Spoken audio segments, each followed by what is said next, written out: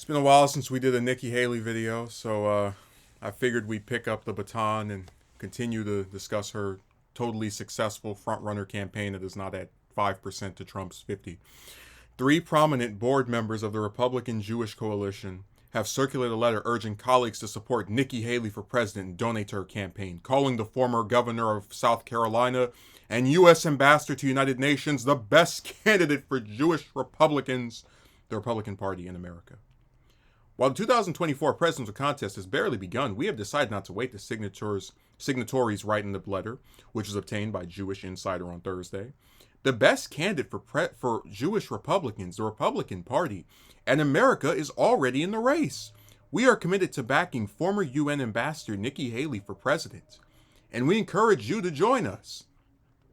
The letter is signed by Phil Rosen, a leading corporate attorney and Jewish leader in New York City, Cheryl Halpern, a partner at the production company HQ Creative LLC, and a former national chairwoman of the RJC who lives in New Jersey, and Fred Zeidman, a Houston-based GOP donor and businessman.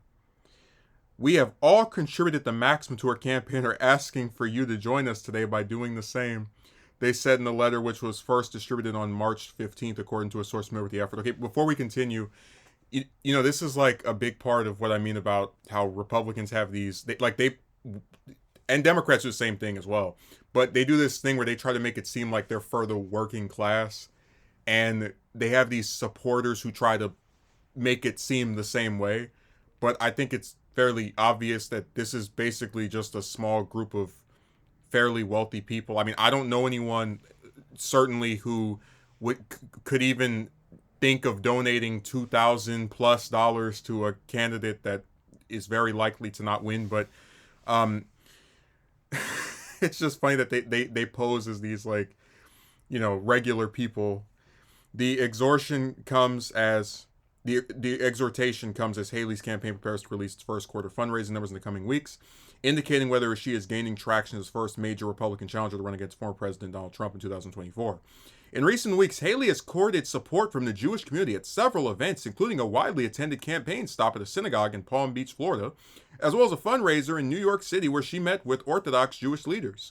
While Haley launched her campaign last month with long-standing connections to a range of Jewish and pro-Israel leaders, some of her past supporters seem relatively cautious about publicly committing to one candidate before the race is evolved. Even Zeidman, who had previously contributed $10,000 to Haley's nonprofit Stand for America Inc., had declined to say for the record if he would back her campaign. Now we're going to find out what it's like to stand up and run against Donald Trump, he told JI a day before Haley formally announced her campaign in mid-February. Who's going to come behind her? I don't know. The signatories touched on the dynamic in their letter to RJC members who are not uniformly aligned on one candidate as other GOP heavyweights and stand poised to enter the race, including Governor Ron DeSantis of Florida, Senator Tim Scott, and former Vice President Mike Pence. They really describe them as heavyweights. Besides DeSantis, the other two are polling at 5%, 3%, 2%. But those are the heavyweights. It can be tempting to sit on the sidelines and wait for the field to develop, they write. We refuse to do that because we believe the stakes are too great.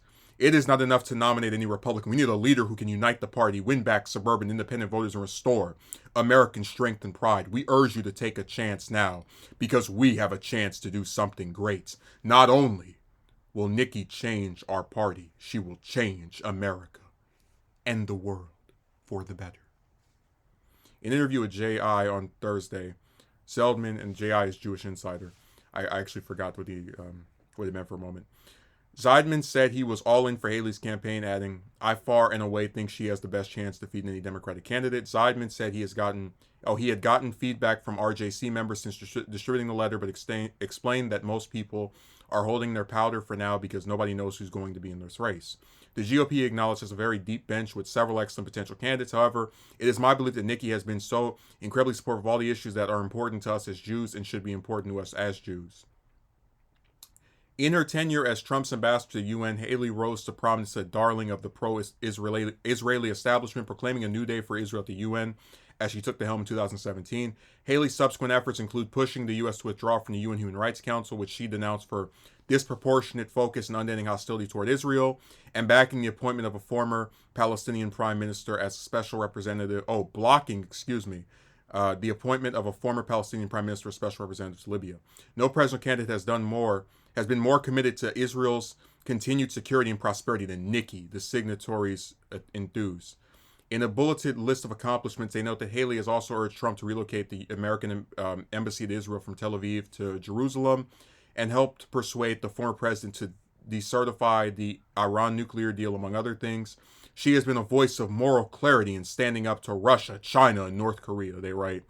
Rosen and Halpern could not be reached for comments on Thursday.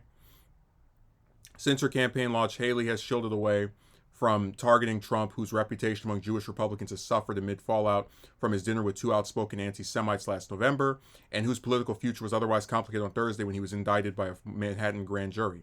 The foreign ambassador has expressed criticism of potential opponent DeSantis, particularly over recent comments in which he declared that protecting Ukraine from Russian aggression is a territorial dispute and not of vital American interest.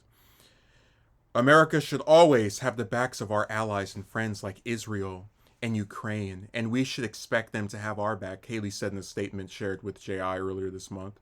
Russia is a strongly anti-American country, trying to expand by force into a neighboring pro-American country and threatening other American allies. We are far better off with a Ukrainian victory and a Russian victory. Sitting on the sidelines will only embolden Russia and its Chinese and Iranian allies. So this article goes on for a little bit more. And they also mentioned that she was doubled as she gave a condemnation of Biden's recent comments warning Prime Minister Netanyahu that he cannot continue down this road after they're just basically talking about her tongue bathing the Israeli government. And really, this endorsement is not a bunch of, because when I first saw it, I was like, oh man, the Jewish community is really getting behind Haley, but it's actually just three wealthy people who happen to be Jewish, because there's a lot of, we're not trying to sit here and say that all Jewish people are wealthy. And they are backing her not because she's actually doing something to improve the lives of Jewish Americans or, just the general community of people who practice Judaism. This is more so because she's drawn a very incredibly, and I'd say really ridiculously supportive stance toward the Israeli government. So this includes pushing for the U.S. to get off the United Nations Human Rights Council, which rightfully condemns the Israeli government as an apartheid state for its treatment of Palestinians, and then blocking a former Palestinian prime minister. And it also mentions that she played a role in getting Trump to rip up the Iran nuclear deal, which, one of the reasons for Trump doing that, besides just wanting to be anti-Obama in every way that he could get away with, is that he had a very close relationship with Netanyahu. His father knew him when Netanyahu went to school in New York. And Iran is for all intensive purposes, arch nemesis country of Israel, in the same way that the U.S.'s arch enemy is China. So this endorsement's really interesting because it's trying to, the people endorsing her are trying to make it sound like she's actually doing something to help Jewish people, when it's all just based around backing a disgusting government that, unfortunately, anyone who criticizes gets smeared as being anti-Semitic toward, even though we're talking about the policies of a government and not actual people. So this is also interesting because it's like these people, the three that endorsed her, they probably did want to go with Trump, because it's like, why would you take Trump light when you can have regular Trump? But because of his indictment, they're reluctant to do it. They don't know what entirely is going to happen. And she's benefiting from it. But I don't think it's going to help her. I think she's still going to lose.